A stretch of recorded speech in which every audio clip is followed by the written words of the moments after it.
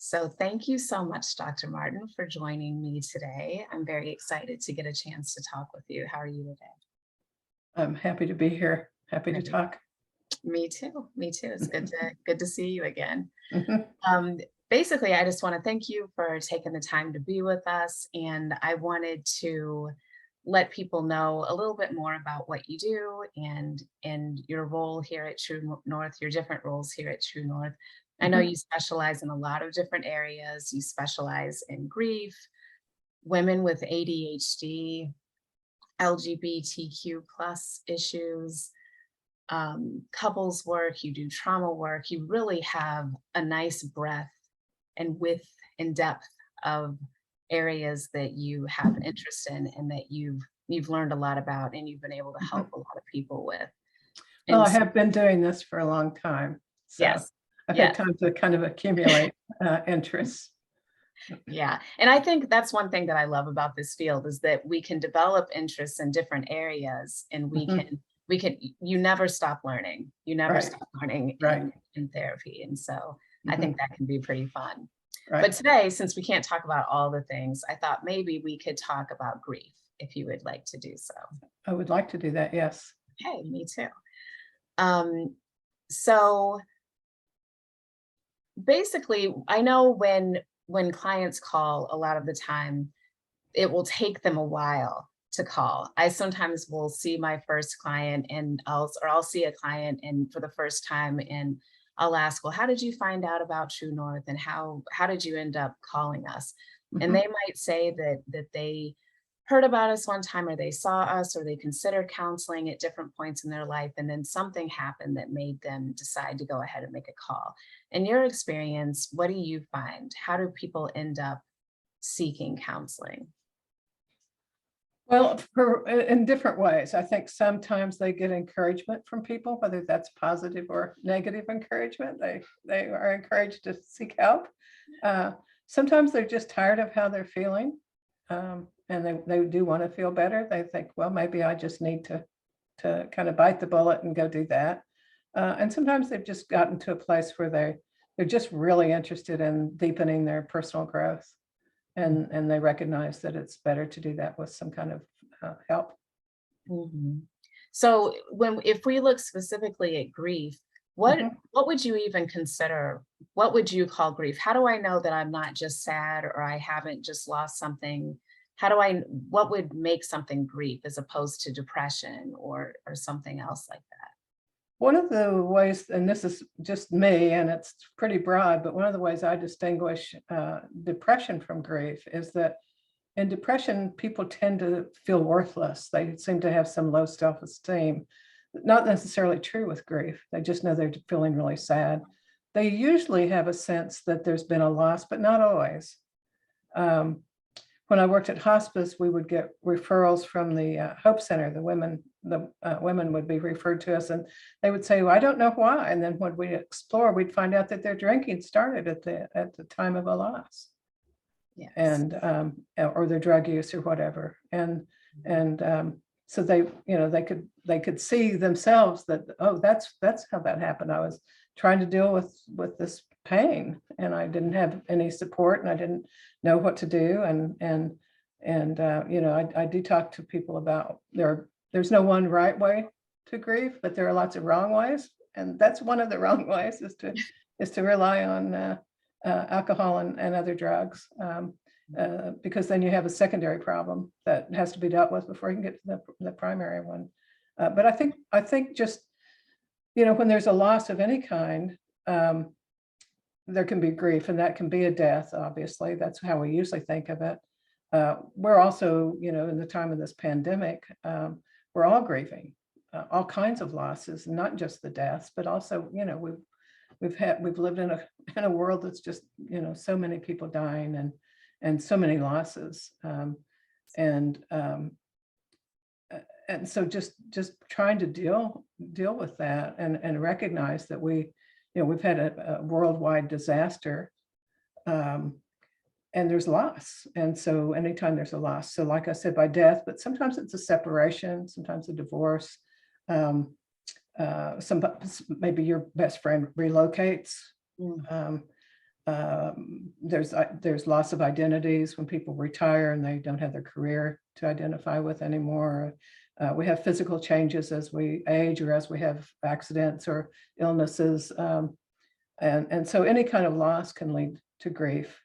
And people don't always recognize that their feeling bad has, as I said, with the example of the women who found out that they started their drug use at the time of a loss. People don't always associate it with that. So sometimes people come in and they know that they're grieving and they need some help with it. And sometimes they don't know, but they can think of, since so-and-so, I've been having trouble. And then when you find out what was going on at that time, you find out that there was some kind of loss. Right. But the way I usually make a distinction between grief and depression is whether there's a loss of self-esteem, because with grief, there often isn't. In fact, with grief, there's often at least an attempt to get in touch with ourselves more deeply.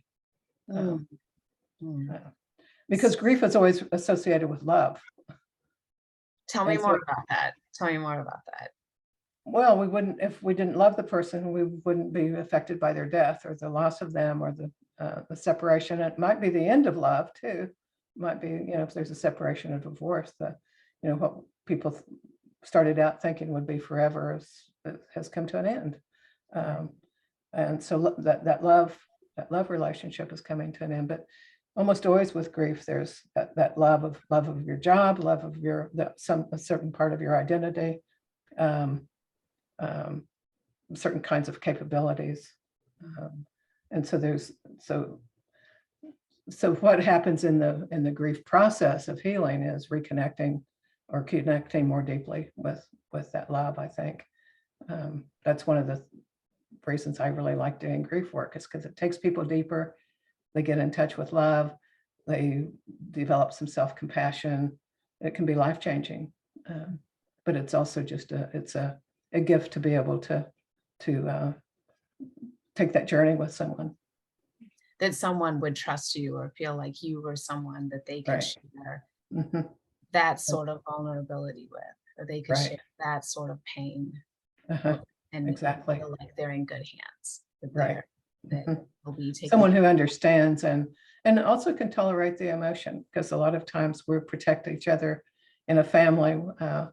People will say, well, I was really having a bad day, but then my sister was crying and I thought, I just need to be strong for her. So they didn't have their feelings. And I often say, well, can't you both cry together? But we don't have that, we don't always have that kind of understanding about it. We think we need to be there for each other. So so it is nice to be able to come and not have to protect the person that you're talking to about your grief. Right. So you have the ability to withstand the feelings that they might be having in an unfiltered manner. So they don't have to say, if you ask, how are you doing? They could really say, not good. They don't have to do the pat, you know what? I'm still making it, or I'm going to be all right. Or they don't have to put a positive slant on it. They can really say, I'm not sleeping very well. It's so hard for me to go to bed because I'm so lonely. It's my mind starts. I'm afraid I'm going to lose my job, or I'm afraid, all these things. And I've had my grief too. And that's one reason I'm like doing grief work, is because it's been such a significant part of my life. And I know the pain, and I know the confusion, I know the loss. And I also know what happens in the healing is life-changing. So I can tolerate it because I've been there, and I know that there's light at the end of the tunnel, so to speak. Right. That's a question that I know sometimes people ask, is why would a therapist, it seems like it might be depressing to be a therapist who offers grief counseling and works a lot with people who are grieving. Does it feel that way to you, or how does it affect you to work with those who are grieving? Well, there are certainly days when, at the end of the day, I'm feeling sad for the clients that I've seen. I'm touched into my own sadness, but I don't think sadness is a bad feeling. My mentor said, well, there's always love in sadness, and so I try to connect with that. but I also know that just the hard part of it too. You know, when I started my own personal therapy many years ago, it was related to a death, significant death for me that I hadn't processed, and I had no idea. That's why I was there. So I know the surprise of it too. Yes. So, But it so sounds yeah. like, So at the end of the day, sometimes I'm sad that it's usually a kind of a good sad, because I know people are working and they're making progress, and that I've been able to help somebody. That and always, it's meaningful. It sounds like it's right, meaningful, and you have seen the other side of grief. right. You see what they're going through when they first come in, but Mhm. then you have the foresight to imagine the work that you'll do together and where they might be as they continue working with you. So then it gives Right, you, yep, the sadness is what leads us. This is the path. The right. sadness is the path Mhm. And to sometimes healing. that's what we do as therapists. We hold the knowledge that there is light, and that they will see it, they will find it, and but they aren't seeing it now. That's why they're in that's why they're here. Yes, Um, so yes.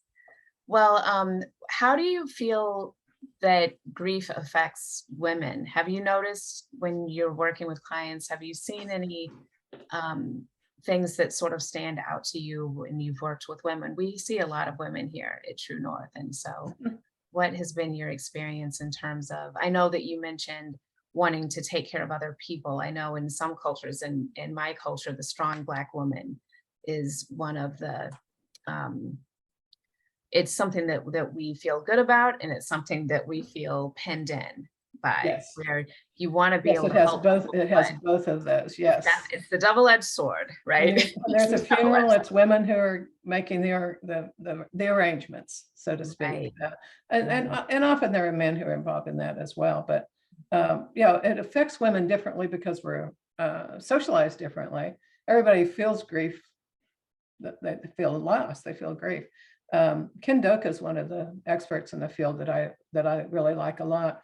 And he made a distinction between two types of grief, and it often falls along uh, gender roles or gender lines because of our roles, but not because we're that different as people.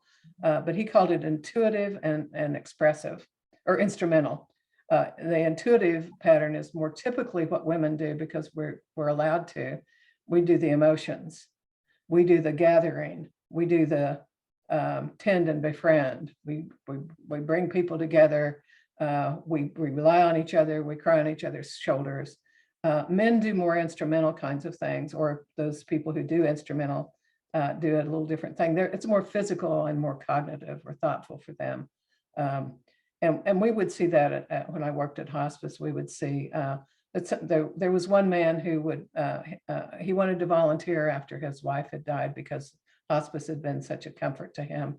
And so he volunteered. Anybody who wanted to go fishing, he would take them fishing because you're in Beautiful. nature. It's a lovely thing to do. He said, "Now, I don't want anybody crying, but I'll take them fishing." And then, people who are instrumental may build the coffin. They may create a memorial garden. They may create a memorial webpage, something like that. So those are the kind of instrumental things that people do. And then a lot of people have a blending of those too. Mhm. Um, so so people usually think that if you're not crying, you're not grieving, but not everybody has to cry. Most of us do. There's a release in that, but not everybody has to, as long as there's a release in some other way. But I've always kind of liked Doka's idea about those two different types because I've seen it, and I've seen people who have a combination of those as well. Mhm. And I wonder if some people may kind of lean more naturally to to being instrumental or being intuitive, just sort of Right. have a natural way that they generally do things. I And then think the so. idea of the other parts, or being able to kind of tap into that other way of grieving, Mhm. might be really helpful. Sometimes it can help to, if you are just really weeping and being very Mhm. still, it can help to move your body. It can Yes. help to be out in nature, or to Mhm. go for a walk, or Right. to move your body in a physical way, sometimes that can also shift your perspective Yeah, and one shift of the your things I've been thinking about, the healing part of nature is, people almost always talk about nature being healing when they're grieving. And I think part of that's just because nature's healing. It's green and there's a blue sky and there's sun and there's light and there's, the breeze and all of that. But I also think that we don't live in a very natural way because we don't live by the sun and the moon. We don't live by the seasons. We've got electricity. So we can do whatever we want whenever. We can ship in food that's out of season. So we don't really live that way. And I think so we lose touch with the fact that we have a natural rhythm too, and that we will die someday. And there will be people grieving our loss. And so I think being in nature gets us back in touch with that rhythm, which is a good reminder. And sometimes people are able to really bring that back into their life in a very meaningful way. And so it's always good to see that as well. I bet. And just to give them the idea, I know sometimes it can feel when you're grieving like you're driving with a windshield that's really dirty, like there's mud on the windshield, and you Mhm. know it's there, but you also feel like you can't get it off or you don't have the energy to And get you that feel mud. like you can see just well enough to keep going. Yes, yes. Yeah. But if somebody's, gets a little squeegee and starts to move it this way and that way, and you're like, Mhm. okay, well, wait, maybe there is, oh yeah, I did forget. I used to enjoy this hobby that I wasn't able to tap into, or I forgot Uh-huh. that when I was a kid, I used to do this I remember my dog dying, and it was so helpful for me to go and do show and tell with with the kids at school and say, this Mhm. is a picture of my, to just different things that we maybe did as kids. But I think that Right. can be what's so helpful when someone works with a Mhm. counselor, is that you have somebody there with you who knows a lot about the theory of grief, and knows a lot, you've done the courses, you've done the book smarts part of it, but you've Mhm. also done the heart part of it. You've Exactly. also done the Exactly. work with your clients, and you've lived your own life. And Right. I don't know anyone, if they live, people used to say that, okay, well, live long enough and you'll understand this, like live long enough and you'll and you'll go through this Exactly. life. Yeah. And the older I get, that's the truth. We all have periods of grief Mhm. in our lives, as long as we also have periods of love. I think that sometimes can be um, it's the cost, but also over time it can be a benefit.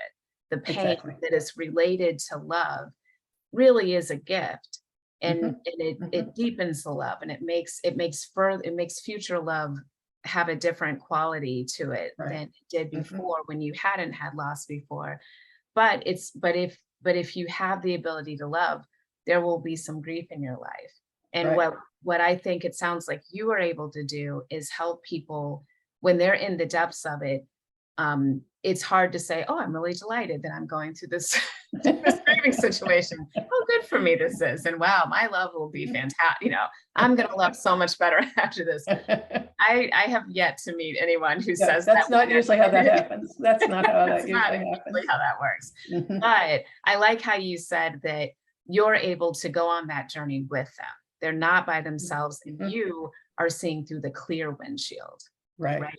You're able A- to see And I know clearly. the importance of the story because I've had my own stories, and it's so Yeah. important to be able to tell your story and have somebody really hear it and appreciate it, and maybe help you find the words for it, maybe help you touch into a deeper place so that you can tell it from a deeper place. Mhm. Uh, And you can really get that meaning.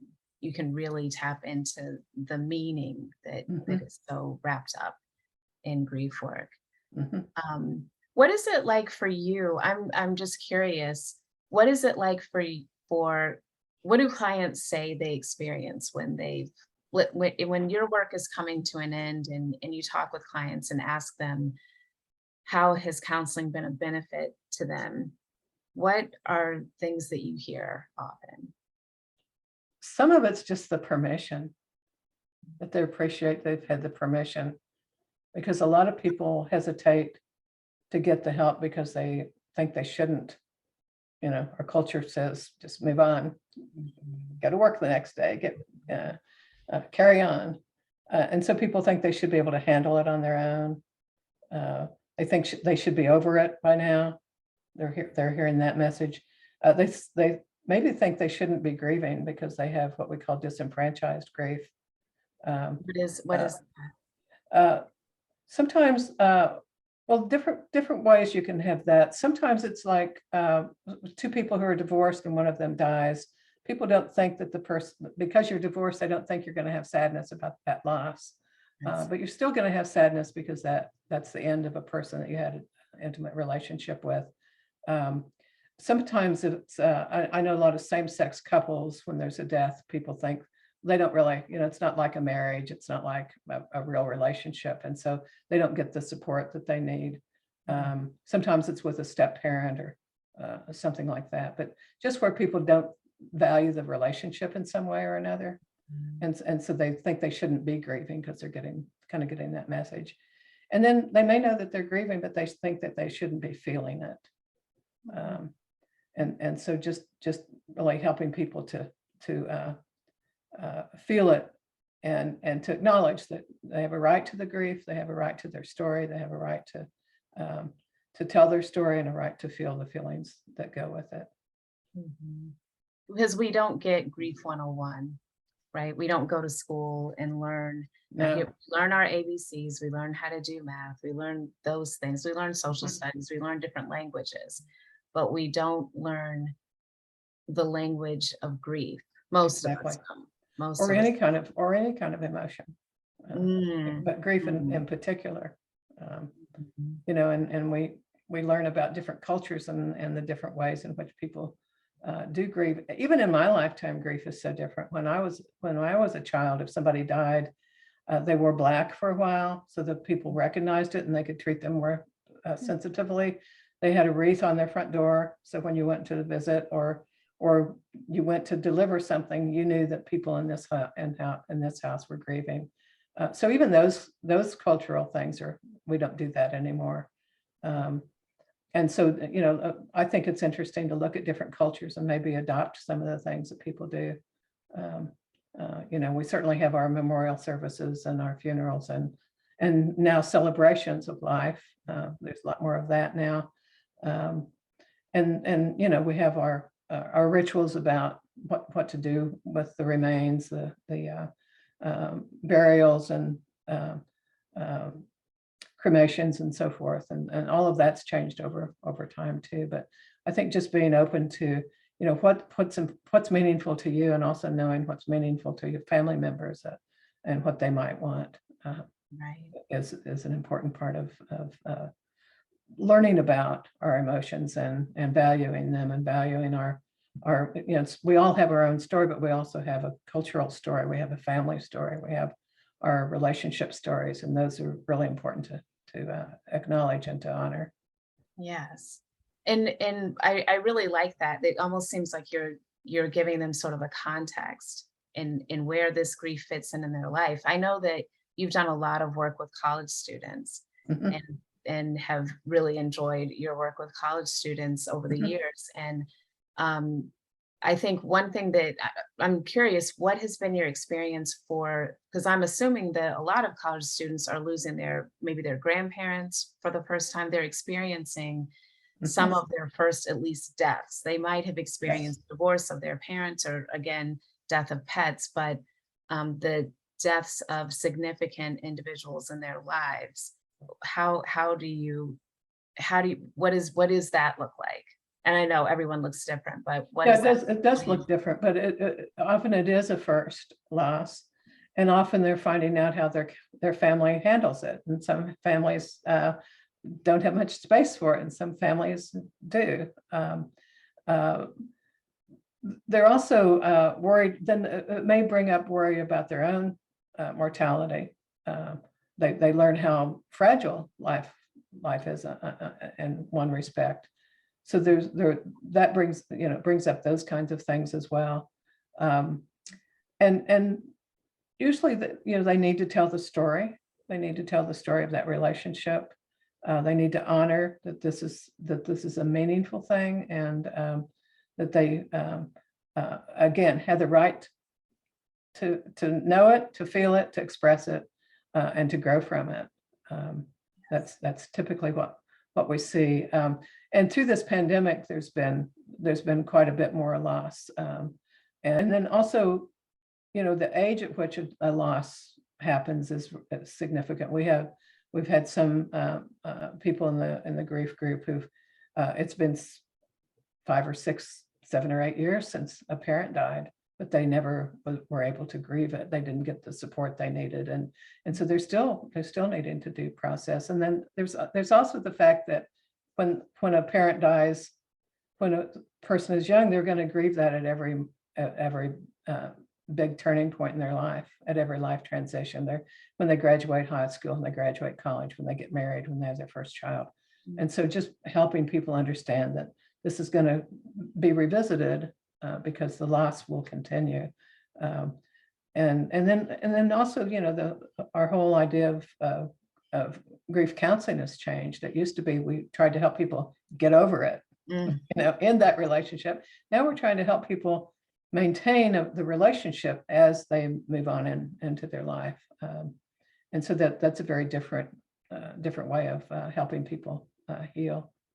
So it isn't that this is the wrong way to feel and we need to end it and we need to snuff it out as quickly as we can so we can get past it. It's more of how do we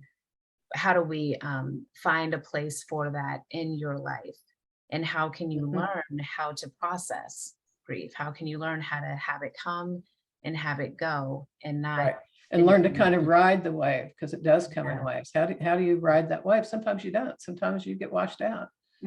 Yes. And that's okay too.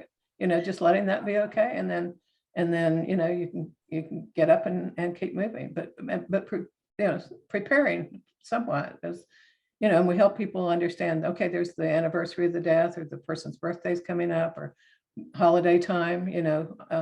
October through January is really tough time for people because of all the holidays that can happen with all the different religions and other kinds of activities. So just helping people understand that it's, you aren't going to get over it. You're going to learn to live with it, and it does abate. You'll never, it's that first experience of grief is so gut-wrenching, and that's not how we wouldn't expect it to continue. If it's continuing like that a year or two later, then somebody really does need to get some counseling. But counseling can help anybody who's going through the grief process. Yeah. So. What kinds of I guess what I'm wondering is if you could tell if you could tell someone who is on the fence and wonders, should I call? It's a vulnerable feeling to call. It's a vulnerable feeling to say Yes, that I've been there. I think that I need some help, but I'm not really sure, and I don't want to seem crazy, right? I don't want to. Different people have different ideas about counseling, but what would you say if you had a close friend who was going through some sort of grief and you thought it might be helpful for them to see counseling? What would you say to them? I do tell them. I tell them, to make a couple of phone calls, see if you feel like you connect. I think what people may not understand about counseling is the first thing a counselor is going to do is help you decide if you need to be there. Yes. Because some people don't need the counseling, and you're going to say, well, maybe I'll see you a couple of times and help you decide this, but I think you're doing okay. Or we'll say, yeah, I think it would be a good idea to come into counseling. And so you're not signing on the dotted line to make the first phone call. You're just really exploring possibility. And once you've talked to somebody, it gets easier. You're just, it's that first step's always the hardest, of making that first phone call. But maybe you'll make 2 or 3. Maybe it doesn't feel like you're connecting with that person. Um, so, make the 2 or 3 phone calls, see what feels doable, pursue it. And again, you're not signing up for anything unless you feel like that's a good match and that um, and that it's going to be helpful for you. Right. And I know that I recommend that people trust their gut. So when I'm seeing a client for the first time, I say, I don't want to waste your time and I don't want to waste your money. Mhm, Right. mhm, So if you are not feeling in this first session that you think that I will be helpful to you and that you think that this will be a beneficial right. experience for you, trust yourself. Yes, And if you can figure that out before the session is over, let me know, because what I want to do is help to get you connected with somebody who might be a better fit for you. Right. absolutely. I get it that it's a relationship. And I know you and I have talked about that you Right. don't have to come and see us 10 times to decide, Mhm. to say, I just don't know. I'm not sure. Okay, then probably that's a sign that we're And I not. and I think that people self-select, and so when people do Yes, that, I think, well, it wasn't a good fit. I don't feel like there's something wrong with them. I just feel like, right, and often I'm feeling that too. I felt like, we didn't quite fit, and that's okay. And I may even have somebody that I think they'd fit better with. I might make a referral, and because we really want people to get that fit because it's so important. The therapeutic relationship's just the key. And so if you're not having that, and it can change over time too. So I really invite my clients, tell me if we're getting off base here, if I'm saying something that's not fitting for you, if I'm making any kind of microaggressions, if I'm just uh, if I've done something awful, let me know. Let's yeah, talk about it, because that's also part of counseling, is learning to, instead of just, cutting it off, uh, is to talk about it. And counselors were trained to be able to talk about it. And I want to own my part of it. So I want to hear about it, because I don't want that kind of thing to happen. So I Mhm. want people to tell me, and I want us to be able to talk about it and heal the rupture. And sometimes that's some of the power in therapy, is you're going to have a rupture because you're two human beings. Yep. But being able to repair a rupture is that's so powerful. Right. And it's similar to what we want to have happen in our clients' lives outside of the therapy session. Right, So if they get a chance to practice that in a safe space with us, then right. we know how to handle that. We know how to kind of walk them through that process of saying, you offended me, or I'm Mhm, kind of mad at you mhm. today, or, And we aren't whatever. going to say, well, that's your problem, that's why you need counseling. We're going to say, whoops, let's talk about that.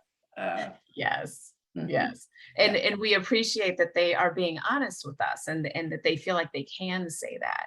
And right. then you can talk about, okay, now what would that look like in other relationships? If you tried Yes. that in another relationship, do you think maybe that could build the relationship and help it to become Mhm, better, exactly. and fuller than it currently is?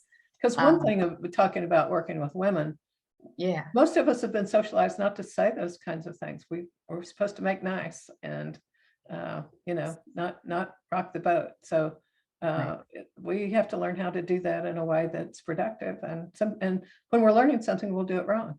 Mhm. That's why we have to practice Right. till we Right. can get it right. But Yeah. yeah, I think people misunderstand that, that's the counselor's not the authority. We're someone who really wants to help people. And yes, we've had a lot of training and a lot of education, and we know some things the client doesn't know.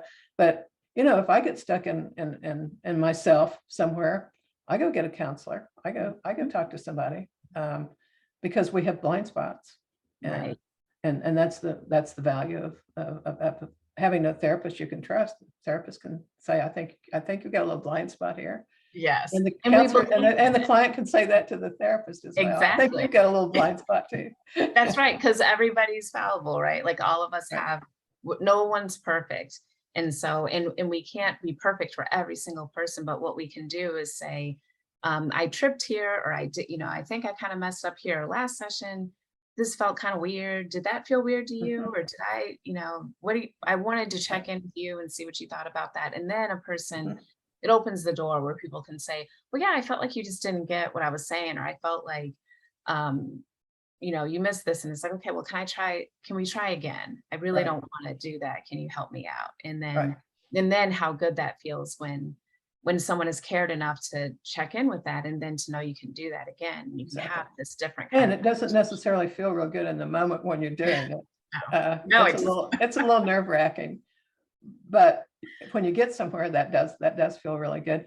And also, you hear counselors all the time say they learn so much from their clients, and people don't just say that to be saying it. It really is true. I mean, I've learned so much from so many of my clients that that's also one of the reasons I love doing this kind of work. Me too. You never stop growing. You Right. just, with this field, it never, we kind of we've gone full circle where we started.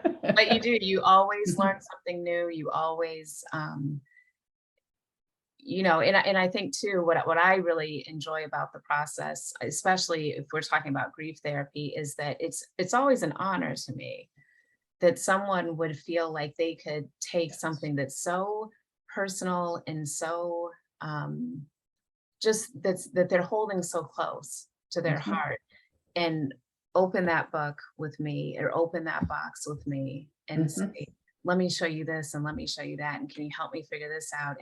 Right. I've had sessions where somebody really just might cry for the whole session. We're not doing much talking at all. Mhm. It's just they need to be in a place where they're allowed to just get that release. And then I've had Exactly. other sessions where someone has not cried at all. And that's not the goal, is to like keep poking till I make you till I make you cry. That's not the goal. The goal is to feel again like you're working through the grief, that you are making meaning of it, that it has a place in your life, and that you're not feeling like your life isn't as good as it could be, or Right. isn't as good as it used to be. You're able to just really have, like, I think of it as like a file folder, Mhm. where sometimes the file folder, and I've heard that somewhere, that's not mine. So I've stolen it from somewhere. I don't know. I don't know who it is. But That's it was okay. like sometimes you can feel like your file folder there, like the papers are everywhere, and it's just a Mhm. mess. And one thing that I try to do with clients is to help them to look at what's in the files, and then say, okay, this one goes here and this one goes here. And Yes. instead of crying over Fruit Loops in the store, which happens when you're grieving, it comes out of Mhm. nowhere sometimes. And you're like, oh my gosh, I was sobbing in the cereal aisle. Yes. And Yes. it was six Mhm. years later, and I was not expecting this. Yes.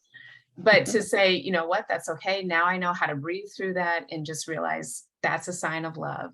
And Mhm.